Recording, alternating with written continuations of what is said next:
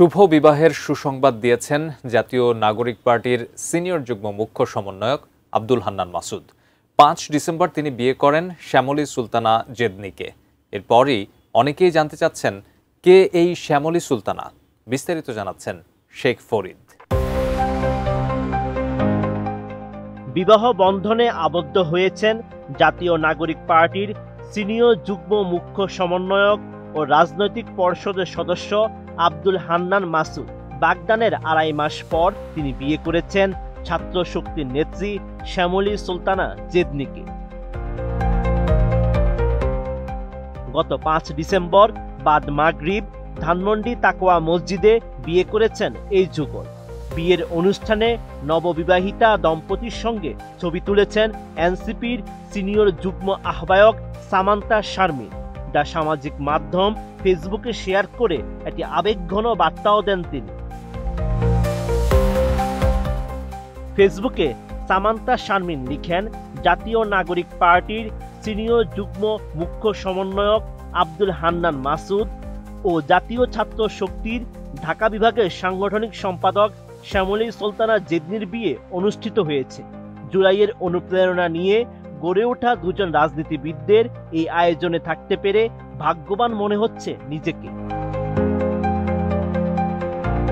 Antibacterial additive যুক্ত সেরা water tank বিশুদ্ধ পানিতে ব্যাকটেরিয়া জন্মাতে দেয় না।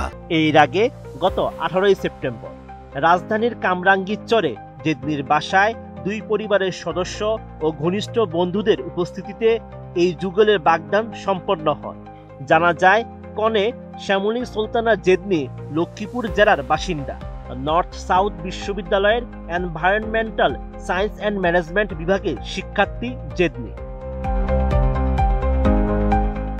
গত ২৮ ফেব্রুয়ারি জুলাই আন্দোলনের সাবেক সমন্বয়কদের ছাত্র সংগঠন বাংলাদেশ গণতান্ত্রিক ছাত্র সংসদ থেকে পদত্যাগ করেন জেদনি। তিনি সংগঠনটির কেন্দ্রীয় কমিটির সংগঠক পদে ছিলেন। পরে সংগঠনটি বিলুপ্ত হলে নতুন করে জাতীয় ছাত্র শক্তি গঠিত হলে তিনি ঢাকা বিভাগের সাংগঠনিক সম্পাদকের দায়িত্ব পান।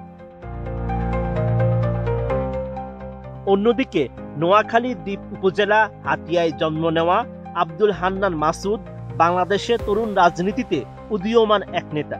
২০২৩ সালে তার রাজনৈতিক জীবন শুরু হয়। তখন তিনি আক্তার হোসেন ও নাহিদ ইসলামের নেতৃত্বে আত্মপ্রকাশ হওয়া গণতান্ত্রিক ছাত্র শক্তির মাধ্যমে রাজনীতির ময়দানে প্রবেশ করেন। পরে জুলাই গণ অভ্যুত্থানের অন্যতম সমন্বয়ক ছিলেন আব্দুল হান্নান মাসুদ। ২০২৫ সালের ফেব্রুয়ারিতে আত্মপ্রকাশ হওয়া রাজনৈতিক দল এনসিপির সিনিয়র যুগ্ম মুখ্য সমন্বয়ক হিসেবে দায়িত্ব পালন করছেন তিনি। Sheikh Farid, ATN news.